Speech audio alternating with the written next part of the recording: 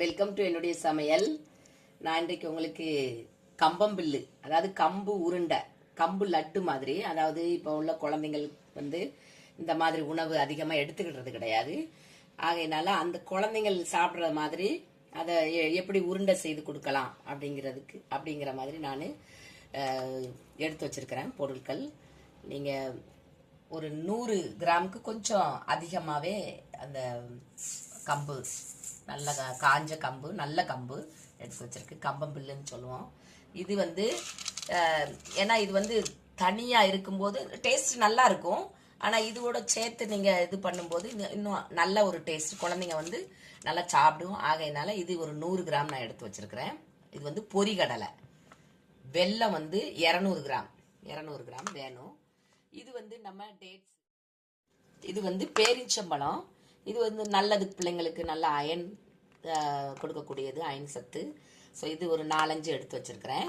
இது வந்து நமக்கு நட்ஸ் ஆப்ஷனல் தான், பட் போட்ட பிள்ளைங்க வந்து நல்லா சந்தோஷமா சாப்பிடுங்க. அதனால உங்களுக்கு தேவையான நட்ஸ் கலந்துக்கோங்க. அதை எடுத்து வச்சிருக்கிறேன். சுக்கு பொடி, நான் எந்த லட்டுகளுக்கெல்லாம் நான் சுக்கு பொடி சேர்ப்பேன். அப்படின்னா தான் அது வந்து இன்னும் டேஸ்ட் வந்து தூக்கி கொடுக்கும். அப்போ பிள்ளைங்க நல்லா சாப்பிடுவாங்க. அதில் ஒரு நல்ல ஒரு மருத்துவ குணமும் இருக்கு நம்மளுக்கு.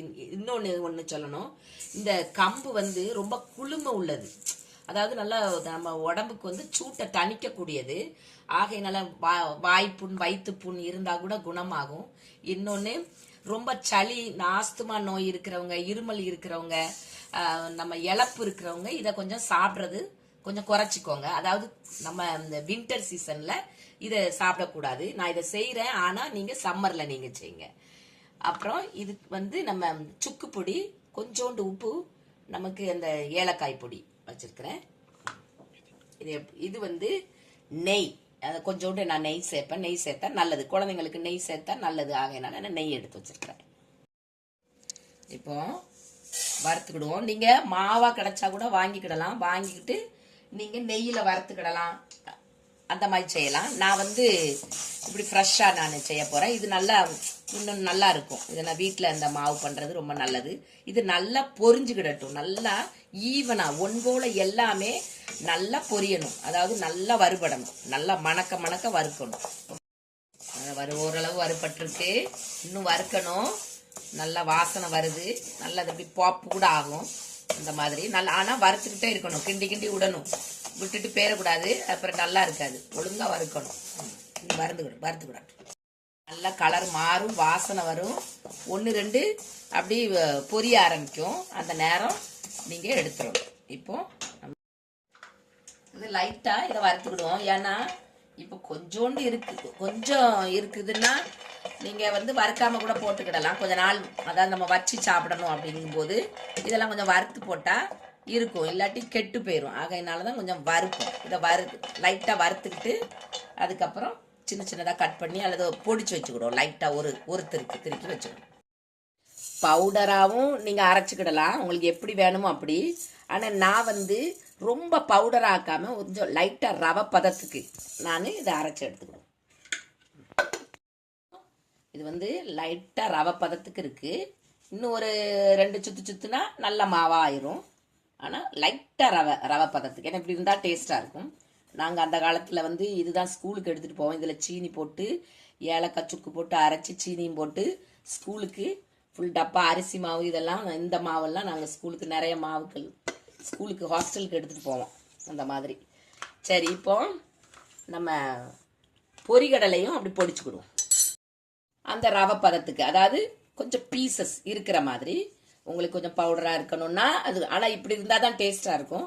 நீங்கள் இந்த மாதிரியே செய்யுங்க. இப்போ இதையும் இல்லை இது செப்பரேட்டாக போட்டுக்கிடுவோம், தனியாக போட்டு வச்சுக்கிடுவோம்.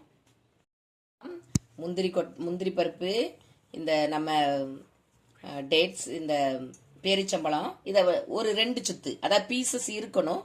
அப்படின்னா தான் பிள்ளைங்கள் நல்லா சாப்பிடும். அதனால அந்த மாதிரி ஒரு டர்ன் பண்ணி பீசஸா அதுகளுக்கு கடிபடும் மாதிரி நீங்க இந்த டேட்ஸோட சேர்த்து இந்த மாதிரி செய்து எடுத்துக்கோங்க. இப்போ எப்படி செய்யலான்னு பார்ப்போம். இப்போ இந்த மாதிரி கொஞ்சோண்டு, அதாவது ஒரு டேபிள் ஸ்பூன் அளவு நெய் எடுத்துக்கோங்க. இப்போ இது மெல்ட் ஆயிடும். இதை நம்ம ஆல்ரெடி வறுத்துட்டோம். இப்போ நம்ம வறுக்கலாம் வேண்டாம்.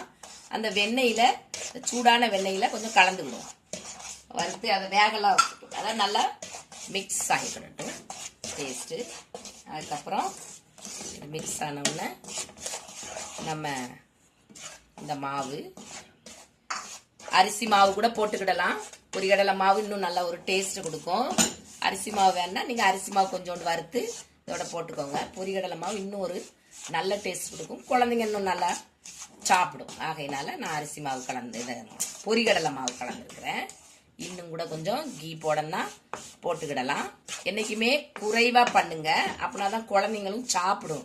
நீங்கள் நிறைய பண்ணி செய்து வைக்கும்போது பிள்ளைங்களுக்கு பிடிக்காது. குறைய அவங்க இல்லாத டைம் அதை ஸ்பெஷலாக செய்து வச்சோம் அப்படின்னா பிள்ளைங்களுக்கு எதையுமே இந்த மாதிரி பொருட்களை வந்து ஒரு சர்ப்ரைஸாக நீங்கள் கொடுக்கணும். இப்போ இது மிக்ஸ் ஆகிடுது. இப்போ இதில் இப்போ நீங்கள் இதை அழுக்கு இருந்தால் கொஞ்சோண்டு தண்ணி கலந்து வடிகட்டிட்டு அதுக்கப்புறம் நல்லா ரொம்ப கம்பி மாதிரிலாம் வர வேண்டாம். ஜஸ்ட் ஒரு திக்காக வரும்போது அதை நம்ம அந்த மாவோட கலக்கணும்.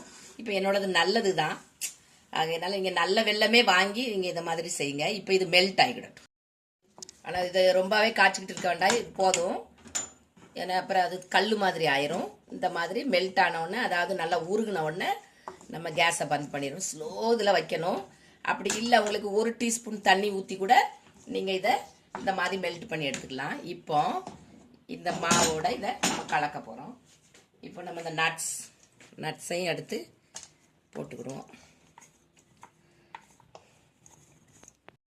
இந்த ஏலக்காய், சுக்கு, நம்ம உப்பு எல்லாம் கலந்து நல்லா கலக்கணும்.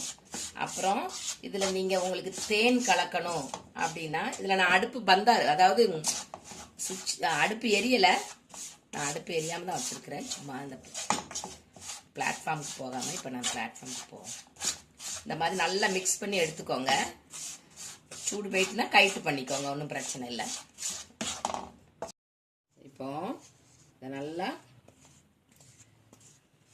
என்ன பண்ணுங்க, மெல்ட் ஆன உடனே கூட டக்குன்னு ஊற்றிடலாம். ஆனால் கொஞ்சம் பயங்கர சூடாக இருக்கும். இப்போ நல்லா மிக்ஸ் பண்ணிக்கிடணும். ரொம்ப சூடாக தான் இருக்குது. நீங்கள் அந்த கை பொறுக்கிற மாதிரி இருக்கும்போது இந்த மாதிரி நீங்கள் அந்த பாகு வந்து இன்னும் கொஞ்சம் கூட நீங்கள் அந்த இப்போ அதாவது உருண்டை இப்படி பிடிக்க வரணும். இந்த மாதிரி இது வந்து இப்படி உருண்டை பிடிச்சோன்னா நல்லா டைட் ஆயிரும்.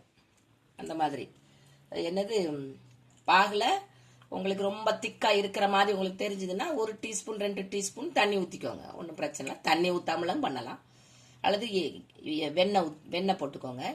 இது வந்து இப்படி இந்த மாதிரி பிடிக்க வரணும். கொஞ்சம் சூடு ஆறிட்டுன்னா பிடிக்க வராது. இப்போ இது வந்து இந்த பொரிகடலை போட்டதுனால பிள்ளைங்க ரொம்ப நல்லா சாப்பிடும். இன்னொன்று இதில் ரொம்ப அயன் இருக்குது. நம்ம இந்த புல்லில் எல்லா சத்தும் இருக்குது. கூட கொஞ்சம் நம்ம அந்த இதெல்லாம் டேட்ஸ் எல்லாம் சேர்த்துருக்கிறதுனால இன்னும் பிள்ளைங்க சந்தோஷமாக சாப்பிடுங்க. வேண்டான்னு சொல்லாதுங்க. வெறும் புல்லு செய்து கொடுக்கலாம். இன்னொன்று நான் உங்களுக்கு காமிக்கேன். வேக வச்சு இப்படி உருண்டை பிடிக்கிறது களி மாதிரி அதுவும் பண்ணலாம். எனக்கு வேகாததுனால இந்த புல்லு மாவு என்ன ஆகும், சில நேரங்களில் ஒரு டேஸ்டே இல்லாத மாதிரி தெரியும். அதாவது நம்ம இந்த மாதிரி லட்டு பிடிச்சி கொடுக்கும்போது நீங்கள் இந்த மாதிரி பொரிகடலை கலந்தோ அரிசி மாவு கலந்தோ கொஞ்சம் கலந்து கொடுக்கும்போது பிள்ளைகளும் சந்தோஷம். பொரிகடலை ரொம்ப டேஸ்ட்டாக இருக்கும். நீங்கள் இந்த மாதிரி செய்து கொடுங்க, உங்கள் பிள்ளைங்க நல்லா சாப்பிடும். இன்னொன்று ரொம்ப ஒல்லியாக இருக்கிற பிள்ளைங்கள், ரொம்ப எப்படியோ சதை பிடிக்காமல் இருக்கிற பிள்ளைங்களுக்கு நீங்கள் இந்த மாதிரி கொடுத்தீங்கன்னு வச்சுக்கோங்க, உண்மையிலே உங்கள் குழந்தைங்க கொஞ்ச நாளில் நல்லா குண்டாக ஆரம்பிச்சிருவாங்க. நீங்கள் நம்ப மாட்டீங்க, இந்த மாதிரி நாங்கள் உணவுகள் சாப்பிட்டு தான் நாங்கள் வந்து ஒரு 25 நாளாக குழந்தை பெரு வரை நான் டாக்டர்கிட்ட போகலை. அந்த மாதிரி நாங்கள் இருந்தோம். 4 அக்கா தங்கச்சிமாருக்கு ஒரு டிசீஸும் இருக்காது. நாங்கள் நல்ல மாதிரி, அதாவது எங்களுக்கு வேக்சின் தான் போட்டதே ஒழிய அதுக்கப்புறம் எந்த டிசீஸும் வந்து நாங்கள் டாக்டர்கிட்ட போனது உண்மையிலே கிடையாது. ஏன்னா நிறைய தானிய வகைகள் எங்கள் அம்மா வந்து நிறைய விதவிதமாக செய்து தருவாங்க. இன்னொன்று சம்மர் டைமில் எங்களுக்கு இந்த கூழ், கேப்பக்கூழ், சோளக்கூழ், சோளக்கஞ்சி இப்படி தான் எங்கள் வீட்டில் சம்மர் டைம் இருக்கும். மத்தியானத்துக்கு. மற்ற நேரம் தான் ரைஸ் இருக்கும். மத்தியான நேரம் இதோட சேர்ந்து நாங்கள் கூழ் அப்பப்போ குடிச்சுக்கிறோம். இந்த மாதிரி இவ்வளோ நேரம் பார்த்ததுக்கு ரொம்ப ரொம்ப நன்றி. ப்ளீஸ் சப்ஸ்கிரைப் பண்ணுங்க. தேங்க்யூ.